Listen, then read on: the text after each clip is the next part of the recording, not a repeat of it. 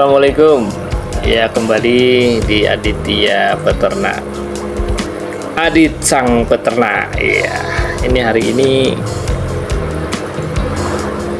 kita sedang membuat katalis, ya, pembenah tanah, dimana katalis ini adalah zat unsur atau bakteri yang gunanya untuk menghancurkan, ya, membenahi tanah yang sudah rusak. Ya, di sini bisa kita lihat langsung, ya. Jadi ini dia. Nah, ini adalah bahan pembuatan katalis, ya, di sini. Ya, saya baru membuat beberapa. Nah, ini dia. Jadi katalis ini dipakai untuk penyiraman sebelum penanaman, ya. Jadi tanah sebelum kita tanam, kita siram dulu dengan katalis, ya, untuk membenahi tanah, untuk memperbaiki unsur hara dan lain-lain. Nah, ini katalis harus kita siram dulu. Ya, ini adalah proses pembuatan setelah kurang lebih 1 minggu, ya. Nah, ini 1 minggu, dimana setiap hari, ya, katalis ini harus kita oksidasi atau kita aerasi. Jadi kita kasih oksigen tambahan, ya, bisa menggunakan ini, ya, gelembung untuk aerator, ya, untuk membuat gelembung udara. Nah, lalu yang kedua, kita juga harus rutinkan setiap hari ini kita aduk, ya, seperti ini, ya, diaduk aja perlahan.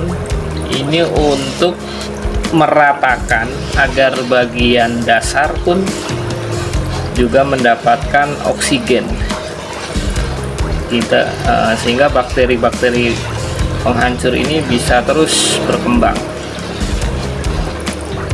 Nah, ada pertanyaan, bahannya apa saja? Nah, ini dia. Jadi bahan untuk pembuatan katalis, ya, ini yang pasti yang pertama kita harus menyiapkan bakteri penghancurnya. Bakteri penghancur bisa kita ambil dari tanah humus yang ada di sekitar bambu, ya, atau istilahnya bambu-bambu yang sudah lapuk.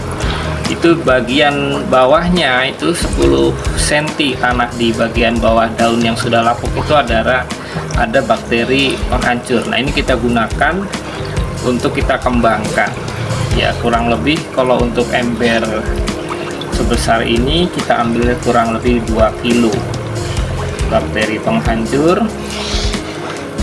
Lalu yang kedua, kita cari juga bakteri atau mikroorganisme yang ada di dalam tanah lingkungan kita.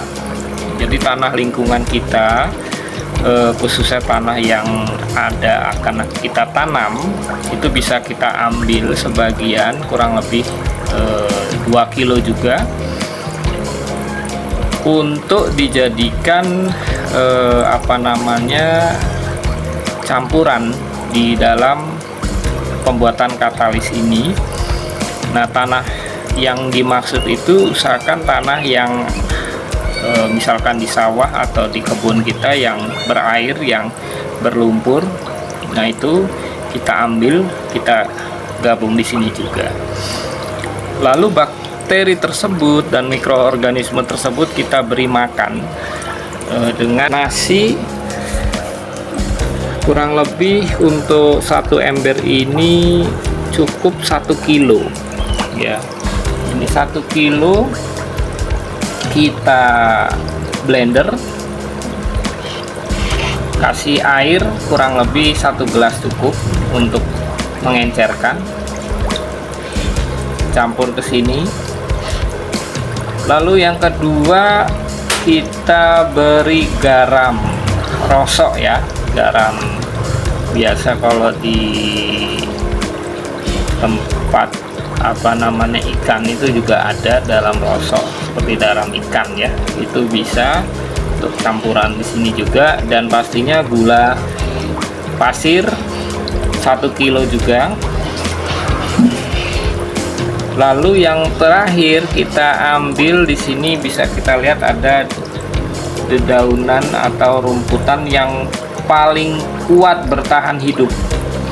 Nah ini kayak rumput teki atau rumput yang paling kuat, kondisi kering, tandus, tanah tetap dia tumbuh. Nah itu kita ambil, ini kita cacah lalu kita campur di sini juga. Ini untuk menguatkan kita punya katalis supaya makin jos menghancurkan atau membenahi tanah yang akan kita tanam nanti. Setelah itu bahan berikutnya kita kasih yang namanya katul padi ya, atau dedak padi. Dedak padi untuk ember sebesar ini cukup kita kasih 2 kilo atau 1 kilo juga nggak apa-apa. Baru sisanya kita aduk, campur air sampai dengan setinggi ini ya. Ini ember 20 kilo ya, jadi kurang lebih bahan-bahan tadi dicampur air, diaduk merata, lalu dipasang aerator atau aerasi. Kita aerasi terus full 24 jam. Ini kita buat kurang lebih untuk menguatkan katalis ini, semakin lama semakin bagus. Paling cepat kalau kita aplikasikan ini setidak-tidaknya 1 bulan ya.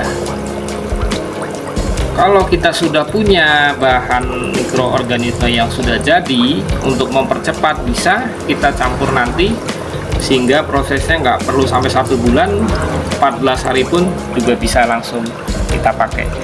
Prinsipnya ini kita bikin katalis banyak-banyaknya dalam rangka mempersiapkan penanaman, atau yang kedua, katalis ini bisa digunakan juga untuk memproses pembuatan kompos. Jadi mempercepat penghancuran kompos sehingga menjadi pupuk gitu ya. Ini sedikit mengenai katalis atau bakteri penghancur ya, bakteri penghancur yang kita gunakan untuk membenahi tanah atau perkebunan atau sawah yang mau kita tanam. Oke, video pada hari ini mudah-mudahan bermanfaat,